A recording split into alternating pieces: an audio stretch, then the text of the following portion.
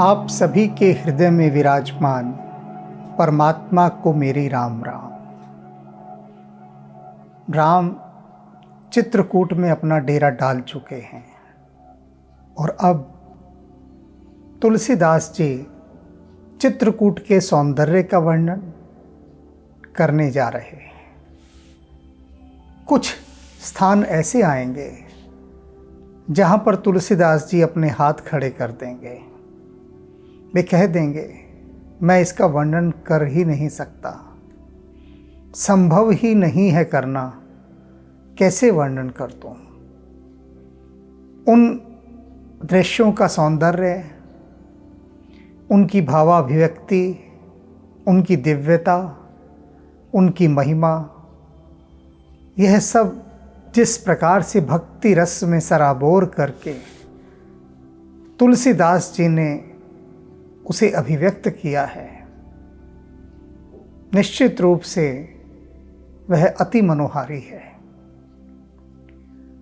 हम अब पुनः चित्रकूट के उन दृश्यों में विहरते हैं जहाँ पर राम है।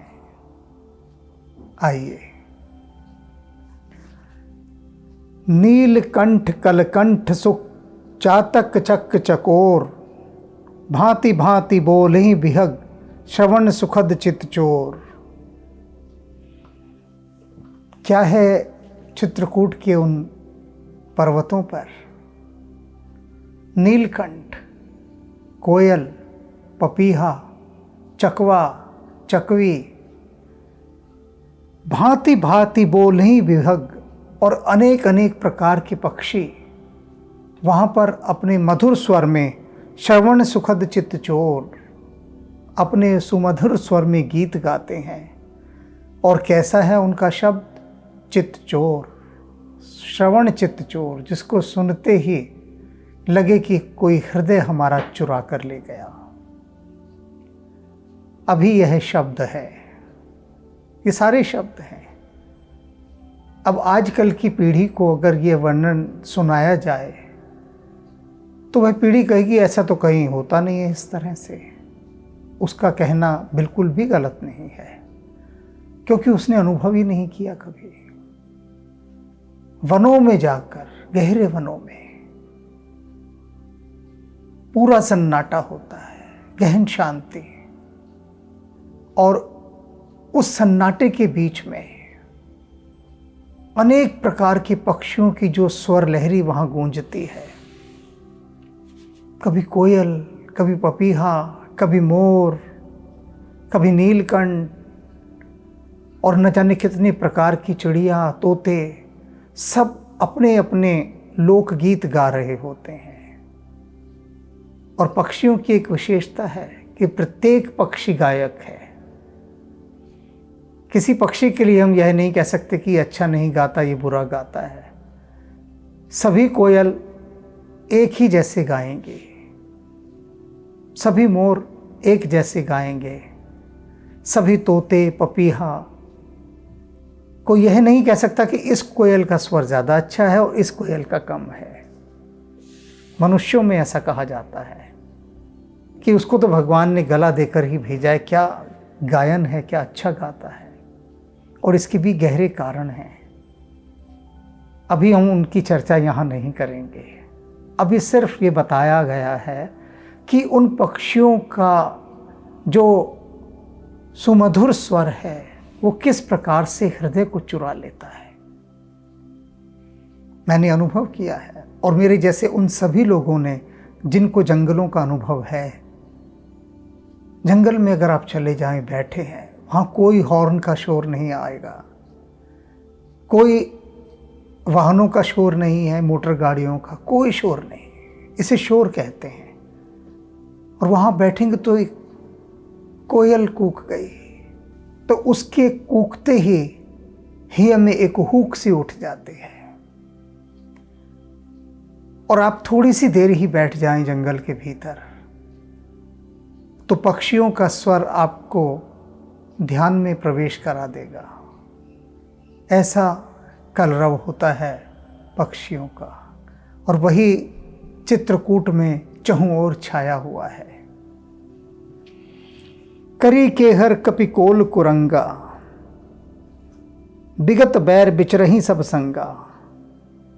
हाथी, शेर, सूअर, हिरण इत्यादि सभी जो स्वाभाविक रूप से बैर रखते हैं एक दूसरे के साथ, हिंसक पशु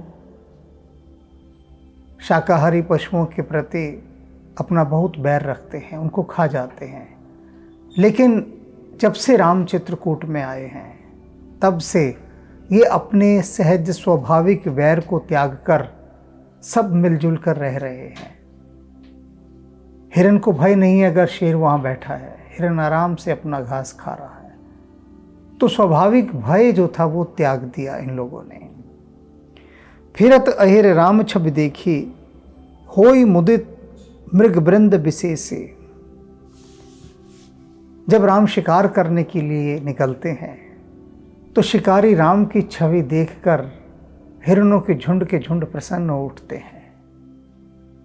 सामान्यतः ऐसा नहीं होता, शिकारी को देखकर तो हिरण दुखी हो जाते हैं, भयभीत हो जाते हैं, लेकिन राम को देखकर उनको विशेष आनंद की प्राप्ति होती है। वे हिरण सोचते हैं कि आज किसे मुक्ति मिलेगी राम के हाथ। यह सोच सोच कर वे आनंदित हैं। विबुद्ध विपिन जहाँ लग जग माही, देख राम बन सकल सिहाही। क्या गजब की बात तुलसीदास जी कह रहे हैं अब, और आगे सारी बातें अब एक से एक गजब की हैं। कहते हैं कि जितने भी संसार में वन हैं, जितने भी जंगल हैं, वे सब जंगल इस राम के वन की सराहना कर रहे हैं। राम का वन कौन सा हो गया? राम का वन। ये जो चित्रकूट के वन हैं, अब राम रह रहे हैं ना, तो इनको राम वन कहा गया। चित्रकूट के वन जो हैं, इन जंगलों को देखकर संसार के जितने भी जंगल हैं, और जो सबसे जंगलों का राजा है नंदन वन, स्वर्ग के राजा देवराज इंद्र का वन नंदन वन, नंदन वन भी चित्रकूट के वनों की सराहना कर रहा है। ये सारे जंगल कह रहे हैं कि भाई वाह, सौभाग्य हो चित्रकूट के इन जंगलों का, जहां पर राम विराज रहे हैं। सुरसर सरसही दिनकर कन्या, मेकल सुता गोदावरी धन्या। सब सर सिंधु नदी नद नाला, मंदाकिनी कर कर ही बखाना। अब इधर तो जंगलों ने चित्रकूट के वनों की बड़ी प्रशंसा की, संसार के सभी जंगलों ने उनके सौभाग्य को सराहा चित्रकूट के वनों के। अब बारी आती है नदियों की, नालों की, सरोवरों की। तो कहते हैं तुलसीदास, जितनी भी ये नदियां हैं, गंगा, यमुना, सरस्वती, गोदावरी, नर्मदा, कावेरी इत्यादि जितनी भी जो धन्य नदियां, जिनको धन्य कहा जाता है, ये सब नदियां, और सब सर सारे तालाब, सिंधु सारे सागर, नदी और नाले नाना प्रकार के जितने भी हैं, ये झरने इत्यादि सब, ये सभी मंदाकिनी कर कर ही बखाना। मंदाकिनी नदी का बखान कर रहे हैं, उसकी बड़ाई कर रहे हैं। क्यों कर रहे हैं? मंदाकिनी नदी में प्रभु श्री राम प्रातः स्नान करने जाया करते थे।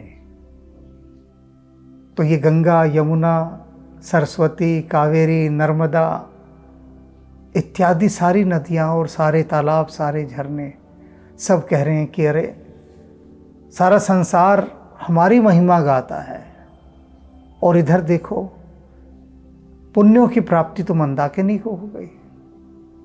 क्या भाग्य है मंदाकिनी, क्योंकि प्रभु रोज स्नान कर रहे हैं इसमें जाकर। तो सभी बड़ाई कर रहे हैं मंदाकिनी की।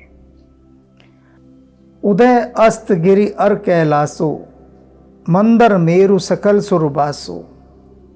सैल हिमाचल आदिक जेते, चित्रकूट जस गाँव ही तेते। अब जितने भी संसार के बड़े बड़े पर्वत हैं, महान पर्वत, अस्ताचल, कैलाश, मंदराचल, उदयाचल, सुमेरु, हिमालय, सारे पर्वत, सभी पर्वत चित्रकूट पर्वत की बड़ी प्रशंसा कर रहे हैं, सराहना कर रहे हैं। शैल हिमाचल आदिक जेते, हिमाचल जैसे बड़े बड़े शैल पर्वत जिनकी बड़ी मान्यता है, श्रद्धा है संसार की, वे सब भी चित्रकूट के पर्वतों की सराहना कर रहे हैं। कह रहे हैं कि भाई भाग्य हो तो तुम जैसा, कि जहाँ पर प्रभु श्री राम आकर बस ही गए हैं। अरे हमारे यहाँ एक आध बार चरण ही डाल जाते, हम जो इतने महिमावान हैं, हमारा इतना बड़ा स्टेटस है, इतनी प्रतिष्ठा है, उधर तो मुख भी नहीं किया प्रभु ने, और चित्रकूट वहाँ जाकर ही डेरा जमा दिया। तो भैया चित्रकूट तुम्हें नमस्कार, धन्य भागी हो तुम। ये सारे पर्वत मिलकर चित्रकूट की सराहना कर रहे हैं। विधि मुदित मन सुख न समाई, श्रम बिनु विपुल पढ़ाई पाए। यहां एक बात याद आ गई मुझे, इसलिए ठहरना पड़ा। बात क्या याद आई? अभी आपने देखा कि बड़े बड़े पर्वत, नदियां, जंगल, ये सब मिलकर चित्रकूट की प्रशंसा कर रहे हैं कि क्या भाग्य तुम्हारा, कि क्या सोचा प्रभु ने और तुम्हारे यहां आकर डेरा डाल लिया। अब इसके समानांतर एक बात याद आती है कि कृष्ण शांति दूत बनकर गए धृतराष्ट्र की सभा में। प्रतिष्ठित राजा थे धृतराष्ट्र, और उन्होंने भगवान कृष्ण के लिए न जाने कितने प्रकार के 56 भोगों का प्रबंध किया था, शाही भोज कि वो आएंगे और उनके लिए शानदार दावत का इंतजाम किया। किंतु प्रभु ने उस ओर देखा तक नहीं, और वे विदुर के यहां जाकर साग रोटी खाने लगे, भाव के भूखे।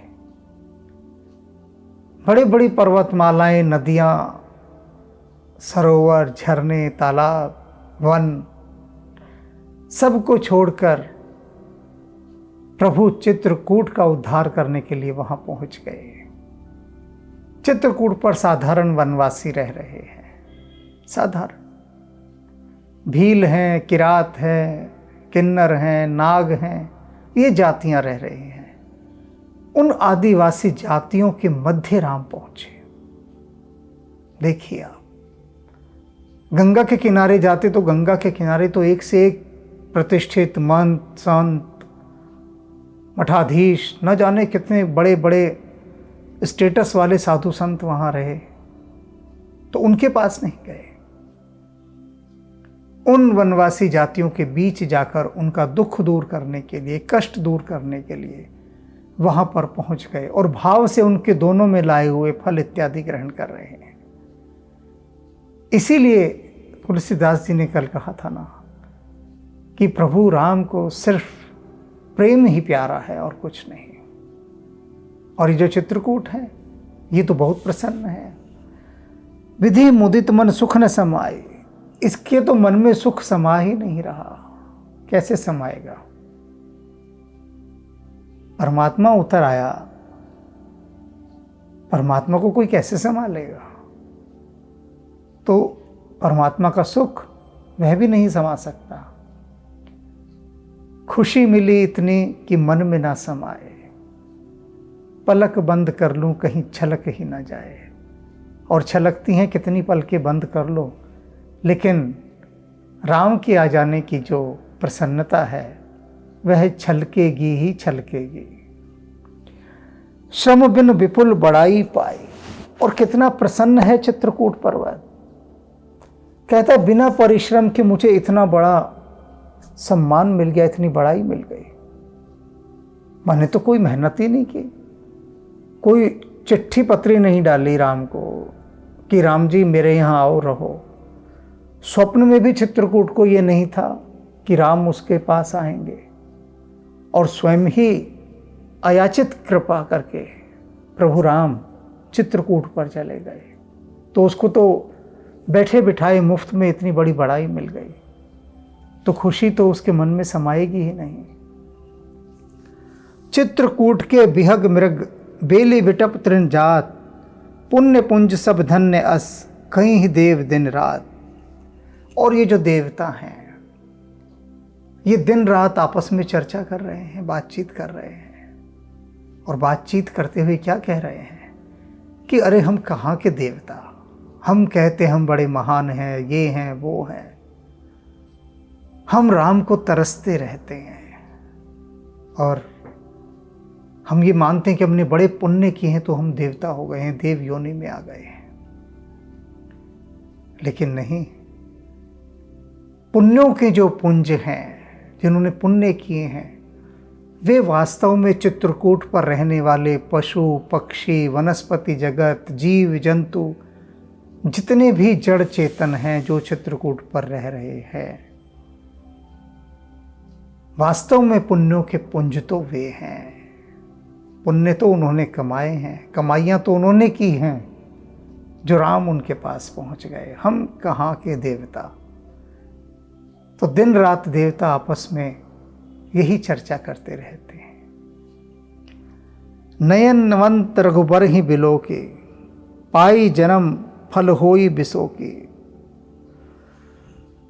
कह रहे वो आंख वाले जीव, ये मनुष्य जो देखते हैं अपनी नाखों से और राम का सौंदर्य देख रहे हैं, वास्तव में जन्म तो इन्होंने ही सफल किया है अपना। ये देवता लोग बात कर रहे हैं, सारे सभी देवता, कि ये जो अपने आँखों से श्री राम का सौंदर्य देख रहे हैं, जन्म तो इनका सफल हुआ है, क्योंकि उनको देखते ही इनके सारे शोक नष्ट हो गए, दुख नष्ट हो गए।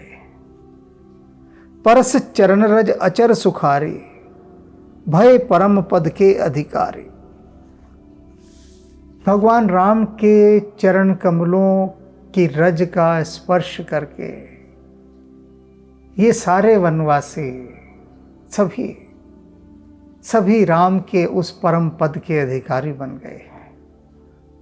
कुछ नहीं किया धरा इन्होंने, बैठे बिठाए सब कुछ मिल गया, क्योंकि इन्होंने ऐसे पुण्य अर्जित किए होंगे कि प्रभु इनके पास आकर रहे हैं, और ये तो बिना किसी श्रम को किए हुए ही उस परम पद को प्राप्त हो गए। ऐसा ही होता है। जो मार दुनिया भर के उपक्रम करते रहते हैं परमात्मा को रिझाने का, बुलाने का,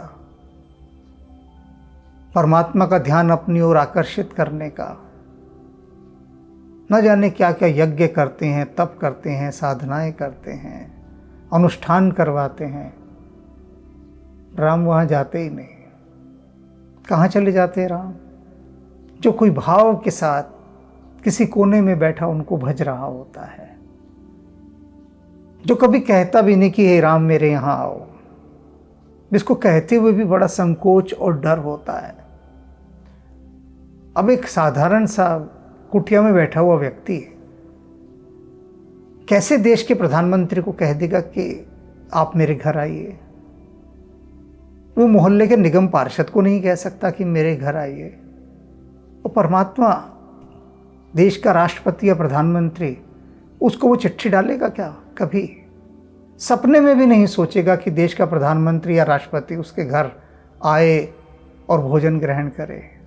सपने में भी नहीं सोचेगा, क्योंकि वो जानता है कि ऐसा सपना देखना सबसे बड़ी नासमझी होगी। तो ऐसा सपना देखकर भी वो अपना समय खराब नहीं करना चाहता। और ऐसे ही किसी गांव में अचानक पहुंच जाएं राष्ट्रपति और प्रधानमंत्री और डेरा डाल लें अपना, सोचो। वो तो पूरा गांव नाचने लगेगा। क्या नाच उठेगा उस गांव के भीतर। और जबकि ये जितने भी प्रधानमंत्री और राष्ट्रपति हैं, जितने भी, वे सब साधारण मनुष्य हैं, साधारण मनुष्य, थोड़ी ऊंची पोस्ट पर बैठ गए हैं। और इनसे पूछो, ये कहेंगे हम तो पोस्ट पर भी नहीं, हम तो सेवक हैं, सेवक कहेंगे अपने को। तो इनके पहुंचने तक से जब पूरा गांव नाच उठता है, तो कल्पना कीजिए जब परमात्मा स्वयं वहां पहुंचता होगा तो क्या हालत होती होगी। ये सिर्फ उदाहरण मैंने समझाने के लिए बताया है, क्योंकि समझ तभी आती है जब हम अपने आसपास की चीज़ों से उसका कंपैरिजन करना शुरू करते हैं, उनको नापना तोलना शुरू करते हैं। अब मैं कितना कह लूँ कि राम के जाने पर नाच उठा चित्रकूट, बुद्धि में बात नहीं समाएगी। और कह दूं कि प्रधानमंत्री पहुंच गए आपके घर पर, हा, देखिए, ये सुनते ही कितना पुलक भीतर शरीर के उठने लगी होगी, पुलकित गात हो गए होंगे, आंखों से अश्रु की धाराएं भी बहने को तैयार हो रही होंगी कि अरे प्रधानमंत्री आ जाएं, राष्ट्रपति आ जाएं, अरे दैया रे दैया, ये तो लॉटरी लग गई हमारी। और इसी में भी तो तुलसीदास जी ये कह रहे हैं कि जैसे भिखारियों को सोना मिल गया हो, भिखारियों को सोना, तो वही हालत होगी। अब समझ में आ रही है ना बात।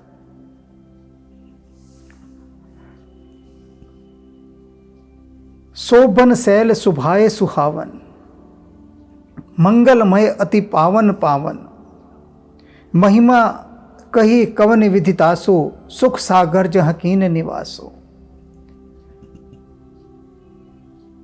ये चित्रकूट के वन, तुलसीदास जी कह रहे हैं, स्वभाव से ही बहुत सुहावने थे, स्वभाव से, बाय नेचर। इतनी अच्छी प्रकृति वहां पर थी, खूब हरियाली, खुशहाली, किसी चीज की कमी नहीं। स्वाभाविक रूप से बहुत सुहावने थे, मनोहारी थे। और मंगलमय अति पावन पावन, बहुत मंगलमय, हर तरह का कंफर्ट लेवल वहाँ था, पूरी सुविधा थी। और पावन पावन, बार बार कह रहे हैं पावन पावन, यानी पवित्र से भी अधिक पवित्र वन थे चित्रकूट के।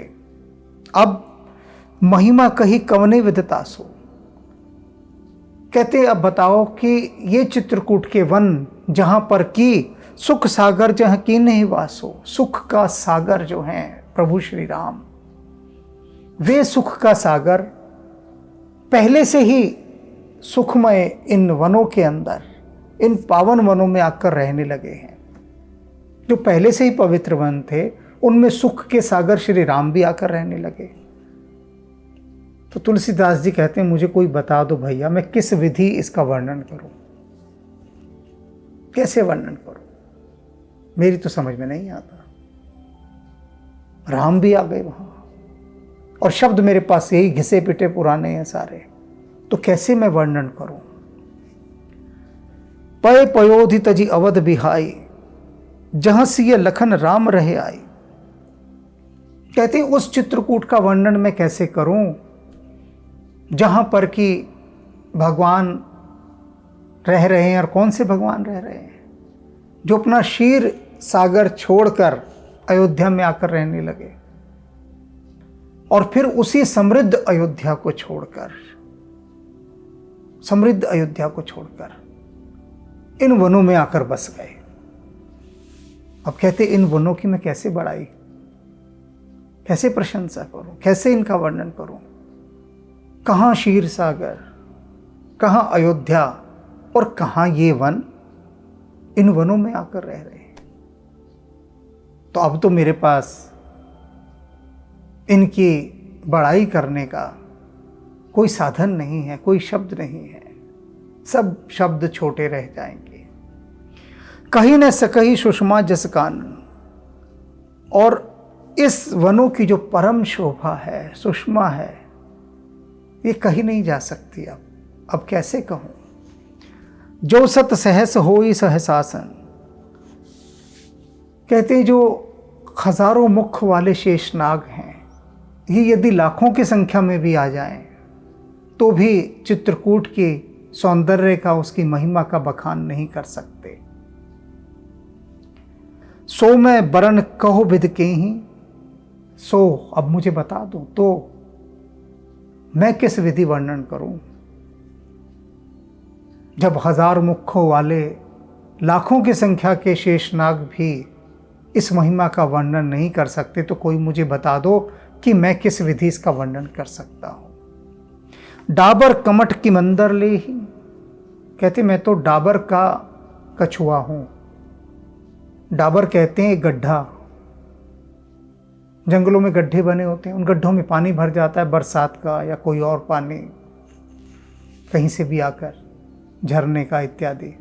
अब गड्ढों में पानी भर गया तो थोड़ी देर में गड्ढों का पानी सड़ जाता है, खराब हो जाता है, दुर्गंध वाला। तो तुलसीदास जी कहते हैं जो डाबर है, डाबर का जो कछुआ हूं मैं, उस गंदे और सड़े हुए पानी में रहने वाला मैं कछुआ हूं। और डाबर माने गड्ढा, छोटा सा तो गड्ढा होता है, तो गड्ढे का कछुआ भी छोटा ही होगा। मैं वह कछुआ हूं जो दुर्गंधपूर्ण इस डाबर के अंदर रहता है। और उससे तुम कहो कि भैया मंदराचल पर्वत उठा ले, कैसे उठा लेगा। तो ये जो चित्रकूट की महिमा है, इसका वर्णन करना ऐसे ही है कि जैसे किसी कछुए से कहो, डाबर के कछुए से, कि भैया ये मंदराचल पर्वत उठा लेना। मंदराचल वह पर्वत था जिसको कच्छप अवतार ने उठाया था। अब कैसे उठा ले, बस का नहीं है। वही बात कह रहे हैं कि मैं कैसे वर्णन कर दूं, मेरे बस का नहीं है। जब शेषनाग के बस का नहीं रहा तो मैं किस खेत की मूली हूं। सेवहि लखन क्रम मन बानी, जाई न सील स्नेहु बखाने। अब कहते हैं अब किस किस चीज का मैं वर्णन नहीं कर सकता, वह भी सुन लो। तुलसीदास जी कह रहे हैं कि वे लक्ष्मण जी जो वहां पर भगवान राम की सेवा में रत हैं, उनकी सेवा में ही निमग्न रहते हैं। जाई न सील स्नेहु बखाने, उनकी वो शीलता, वो शिष्टाचार, राम के प्रति उनका वो स्नेह, न जाई बखाने, उसका मैं बखान नहीं कर सकता। लक्ष्मण जी के भातृ प्रेम का, उनकी सेवा का, उनकी शीलता का, शिष्टता का मेरे बस का नहीं है कि मैं बखान कर दूं। छिन छिन लख सिय राम पद, जान आप पर ने, करत न सपने हु लखन चित, बंधु मात पित गे। क्षण क्षण में जो लक्ष्मण जी राम और सीता के चरण कमलों को ही देखते रहते हैं, हर क्षण उन्हीं को देखते रहते हैं। और जानी आप पर स्नेह, और ये जानते हैं कि उनके ऊपर राम और सीता का कितना स्नेह है।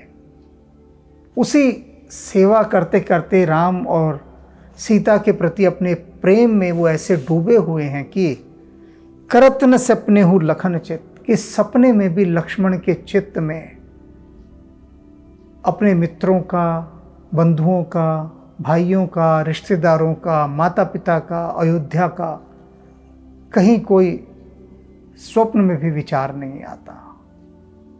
कहीं भी ख्वाबों ख्यालों में उनको अयोध्या की याद नहीं आती। सब भूल गए, सब भूल गए। राम और सीता के चरणों की ओर देखते रहते हैं और स्वयं को सौभाग्यशाली मानते हैं कि उनके ये स्नेह पात्र हैं। और बस इसी में सब कुछ भूल चुके हैं, कुछ याद नहीं। कैसी अयोध्या, कैसे माता पिता, कैसे मित्र, कैसे भाई, सबको भूल गए।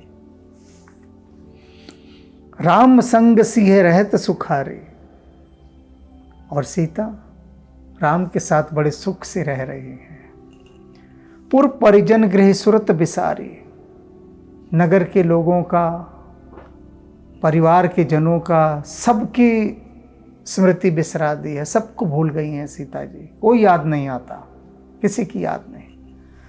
छिन छिन पिए विधु बदन निहारी, और क्या है, बस क्षण क्षण अपनी प्रियतम श्री राम का मुख चंद्र निहारती रहती हैं। प्रमुदित मनु चकोर कुमारे, और श्री रामचंद्र जी का मुख देखकर ऐसे ही प्रसन्न होती रहती हैं जैसे कि चकोरी चंद्रमा को देखकर आनंदित रहती है। नाह नेह नित बढ़त बिलो की, हर्षित रहत दिवस जिमको की। सीता जी क्या देखती हैं कि जैसे जैसे दिन बीतते हैं, हर दिन राम का प्रेम उनके प्रति बढ़ता जा रहा, हर दिन। सांसारिक लोगों में ऐसा नहीं होता। जैसे जैसे पत्नी पुरानी होती जाती है, पुरुष का प्रेम कम होता जाता है, कम होता जाता है और धीरे धीरे समाप्त ही हो जाता है प्रायः। लेकिन यहां तो बिल्कुल ही विपरीत हो रहा है कि सीता जी देख रही हैं कि राम का स्नेह प्रेम उनके प्रति नित्य नया और बढ़ता ही जा रहा है और बढ़ता जा रहा है। हर्षित रहते दिवस जिम कोके, और इसी प्रसन्नता में वो कोकी के समान प्रसन्न रहते हैं। जैसे दिन को देखकर चकवी प्रसन्न रहती है, इसी प्रकार से वे भी सारा दिन यही देख देख कर सोच सोच कर प्रसन्न रहती हैं कि राम का प्रेम मेरे प्रति सदा बढ़ता ही जा रहा है। अभी कुछ दिन से संयोग से अनेक महिलाओं के संदेश मेरे पास आए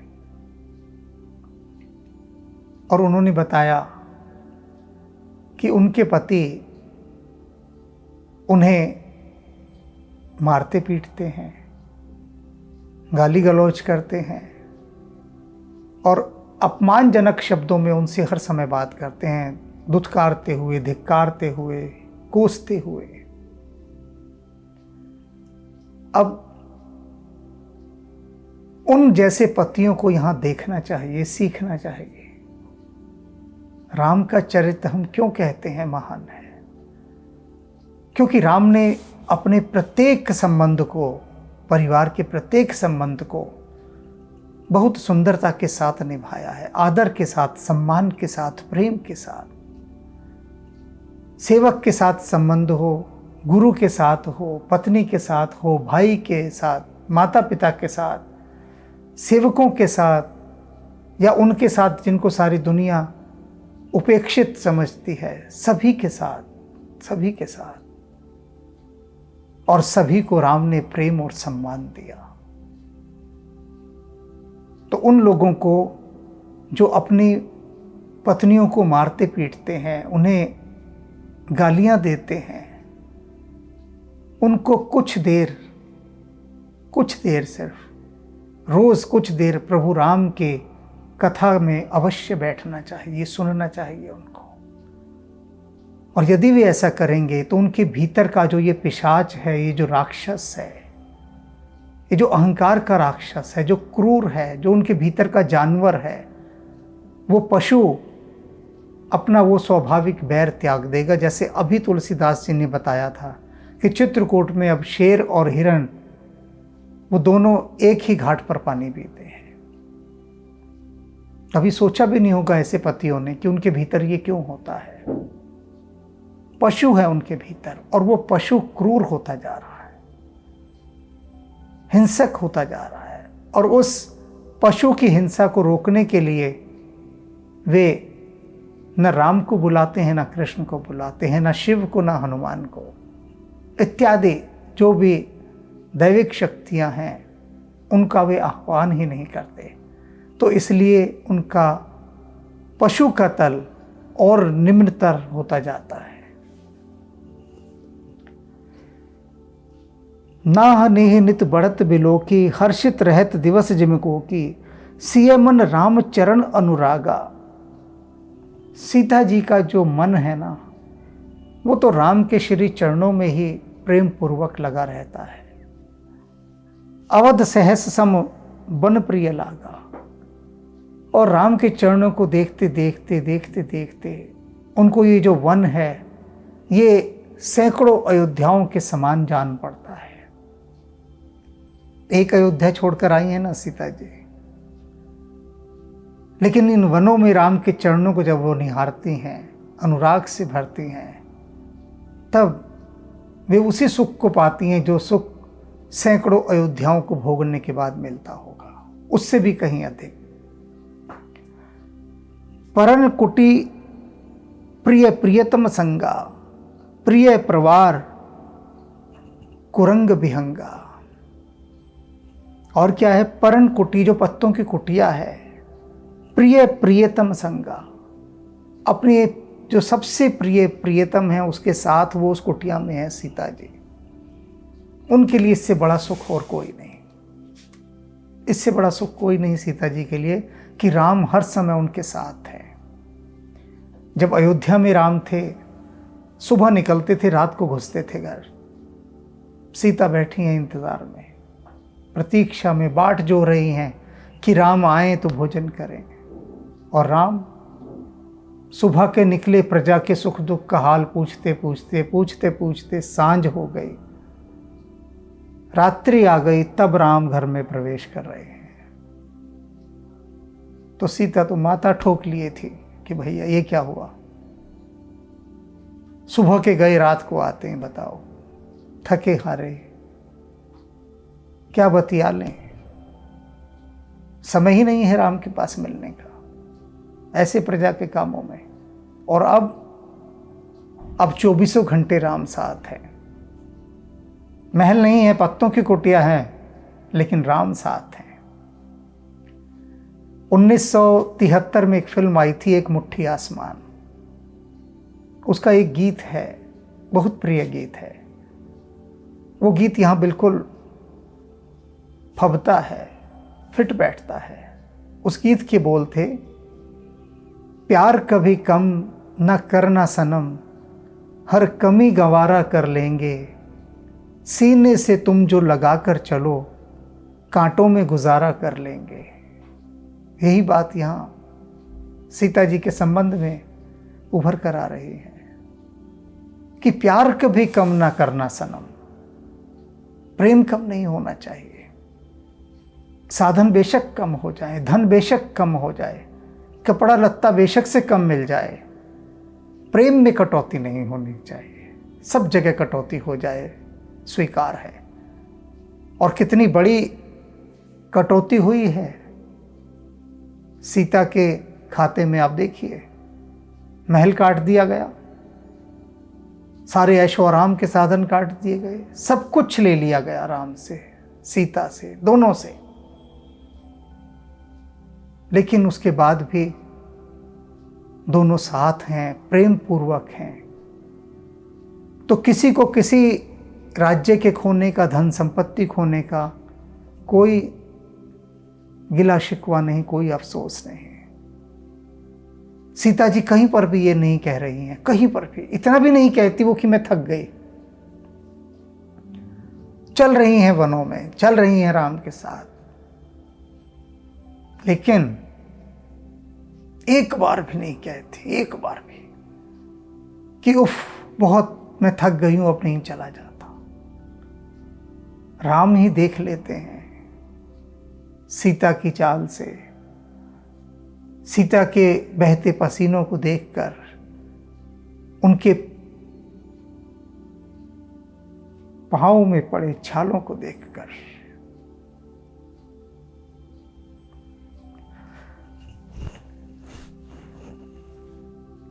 राम ही कहते हैं कि चलो थोड़ा पेड़ के नीचे विश्राम कर लेते हैं।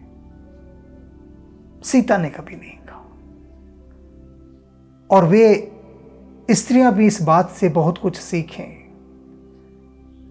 जो सांसारिक छोटी छोटी इच्छाओं के लिए पति के साथ क्लेश करती रहती हैं कि हमारे पास कुछ नहीं, पड़ोसी के पास ये है, या उनके परिवार के अन्य सदस्यों के पास ये है, हमारे पास तो कुछ भी नहीं। तो बहुत सारे साधन, सुख सुविधाएं, ऐशो आराम की चीज़ें मांगने के लिए पति के साथ जो क्लेश करती हैं, उन्हें भी सीता माता से यह शिक्षा लेनी चाहिए कि सीता जी के लिए सिर्फ इतना ही बहुत है कि राम उनके साथ हैं, कुछ नहीं चाहिए। और आसमान उनकी चादर है, वो आसमान को ओढ़कर सो जाती हैं। ये धरती उनका बिछोना है, धरती की मिट्टी को ही वो चादर समझकर उस पर लेट जाती हैं, कुछ नहीं चाहिए। तो ये बात भी नारी शक्ति को समझनी होगी। जो परमात्मा दे रहा है, जो पति कमा कर ला रहा है, उसी में सुखपूर्वक, प्रेम पूर्वक अपने परिवार का निर्वाह करना है। सांसारिक चीजों की मांग को लेकर क्लेश बिल्कुल नहीं करना, अन्यथा घर नरक हो जाएगा। और ये जो राम की कथा है वो घर में नहीं उतर सकती, फिर घर में नहीं उतर सकती। अब सीता जी क्या कहती हैं? प्रिय परिवार कुरंग विहंगा। सीता जी कहती हैं, ये जो परिवार में छोड़कर आई हूं ना अयोध्या में, उससे अच्छा परिवार मुझे यहां मिल गया है। ये जो हिरण हैं, ये जो पक्षी हैं, ये मेरे परिवार के सदस्य हैं। सास ससुर सम मुनितीय मुनिवर।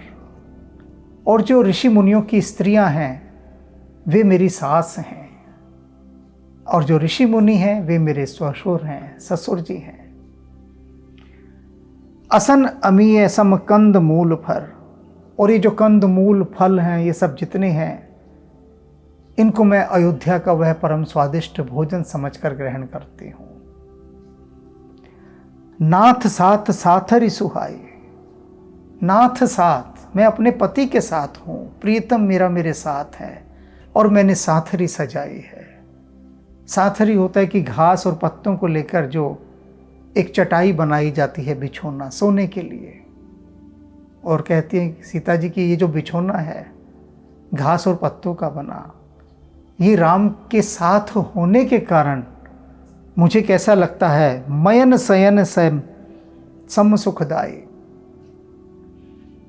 जैसे कि कामदेव के न जाने कितने बेशकीमती बनाई हुई सेज हो, उसके समान मुझे बिछोना लगता है। मुझे कोई रीस नहीं कि कामदेव के जैसे बिछोने हो ना, ये बिछोना बस राम साथ होने चाहिए। लोकप होई बिलोकत जास, तही के मोहि सक विषय विलासो। कहते हैं वे राम जिनकी एक कृपा दृष्टि पड़ने पर साधारण सा जीव भी लोकपाल बन जाता है। लोकपालों में उसकी गिनती होती है साधारण से मनुष्य की, कि जिस पर कृपा करके राम ने बस एक बार देख लिया। वे राम, वे सीता क्या इन विषय वासनाओं के साधनों में उलझेंगे भला? कभी नहीं उलझेंगे। सुमिरत राम ही तज ही जन, त्रिनसम विषय विलास। राम प्रिया जग जनन सिय, कछ न आरज दास। कहते हैं वे राम जिनकी भक्ति पाने के लिए लोग संसार के सारे ऐशो आराम छोड़ देते हैं, सब साधन छोड़ देते हैं। राम को देखा नहीं है कभी, बस एक नाम सुना है कि कोई राम है, राम। और कौन है वह अज्ञात राम, कैसा है वह राम, कुछ नहीं आता पता। और उस राम के पीछे लोग अपना सब कुछ छोड़ देते हैं, सारे ऐश्वर्यों के साधन, सब कुछ।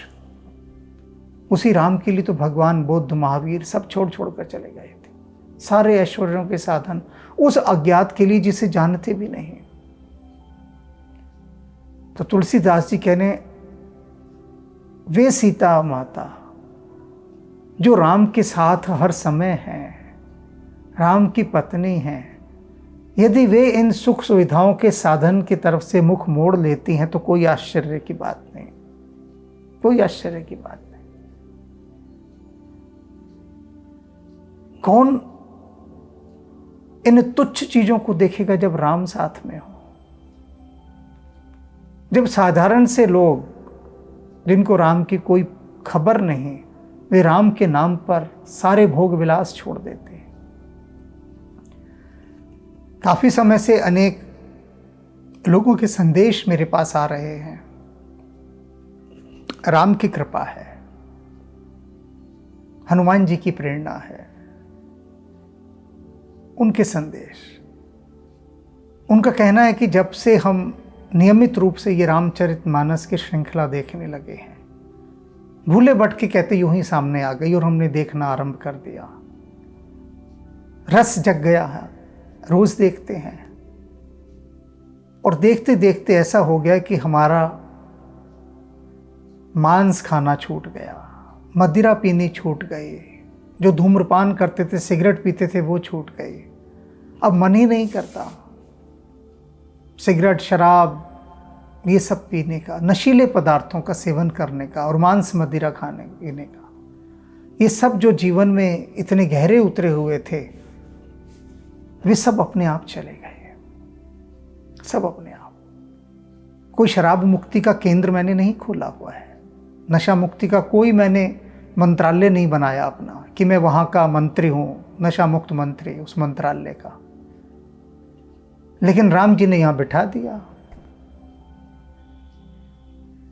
और हनुमान जी पीछे बैठे हैं कि गाओ राम की कथा। अब हम बैठे हैं, क्या करें, लगा दिए हनुमान जी ने काम पर। और उस काम के साथ साथ अनेक लोग उसका कैसे लाभ उठा रहे हैं अपने आप ही। अब मुझे लगता है कि मैंने तो किसी से नहीं कहा कि भैया शराब छोड़ दो, किसी को नहीं कहा मांस मदिरा ये सब छोड़ दो, बीड़ी तंबाकू छोड़ दो, मैंने किसी से नहीं कहा, क्योंकि कह के क्यों बुरा बनूं मैं। जिससे कहूँगा कि छोड़ दो वही नाराज हो जाएगा, तो मैं किसी को नहीं कहता कि भैया ये सब छोड़ दो। लेकिन ये सुन सुनकर अपने आप ही छूटने लगा लोगों का। तो क्यों छूटने लगा? यही बात है कि वे राम जो किसी भी प्रकार के ऐश्वर्य सुख भोगों की ओर देखते तक नहीं, वे राम जब हृदय में आकर विराजते हैं तो भीतर का सारा मल, सारी गंदगी, सारा कचरा सब बाहर खुद चला जाता है। क्योंकि राम तो आग हैं, सब जला देते हैं जो व्यर्थ का होता है अंदर, और बस शुद्ध सोना रह जाता है। इतनी सी बात है बस, और कुछ नहीं।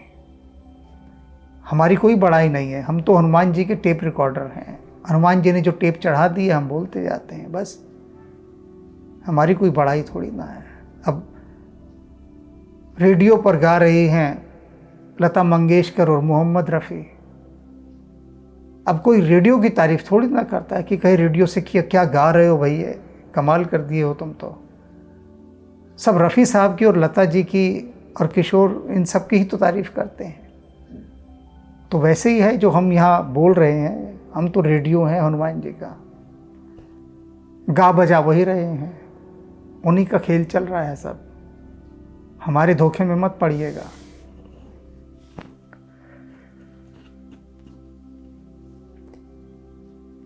सिय लखन जेह विधि सुख लही, सो ही रघुनाथ कर ही सो ही करही। आहा, कितनी प्यारी से प्यारी बात है यहाँ। कहते हैं कि जिस चीज में लक्ष्मण और सीता को सुख मिलता हो, सुविधा रहती हो, राम केवल वे ही बातें करते और कहते हैं। कितना ध्यान रखते हैं राम, कुछ भी अनावश्यक आदेश नहीं देते, कुछ कहते ही नहीं।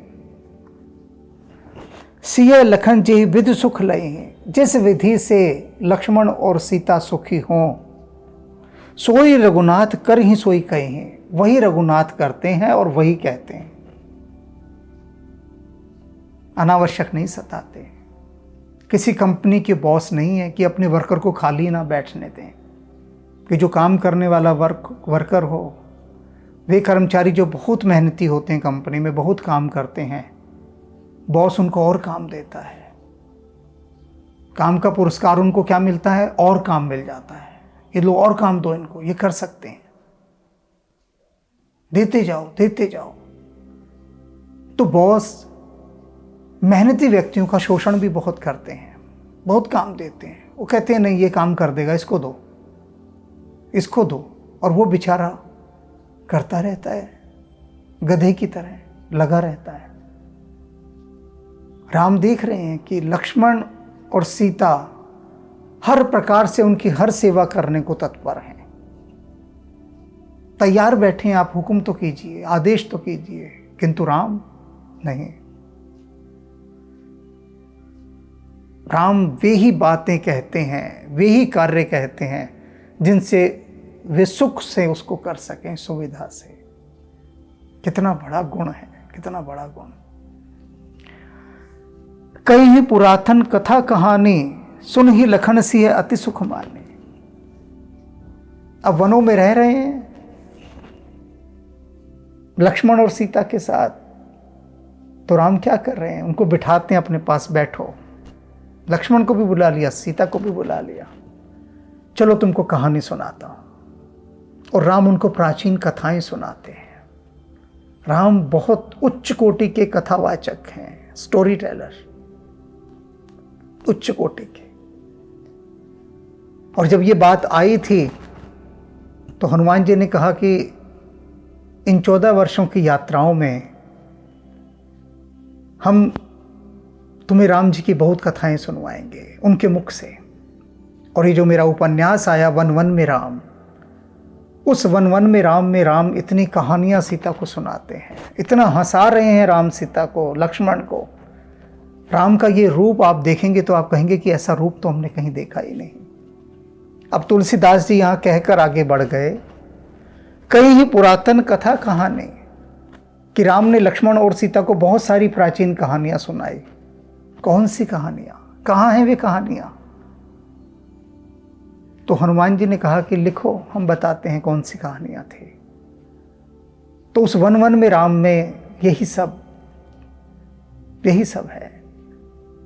राम किस प्रकार से सीता और लक्ष्मण को आनंदित कर रहे हैं, कहानियां सुना रहे हैं, उनका मनोरंजन कर रहे हैं।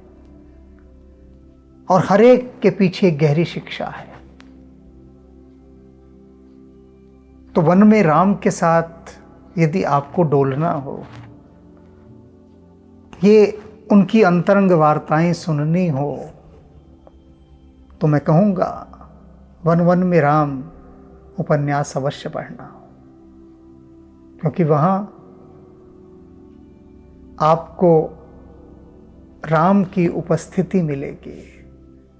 ये उपन्यास वो वायुयान है जो आपको उठाकर उस स्थान पर ले जाएगा, उस अज्ञात लोक में जहाँ राम आज भी वनों में विचरण कर रहे हैं, उसी काल में।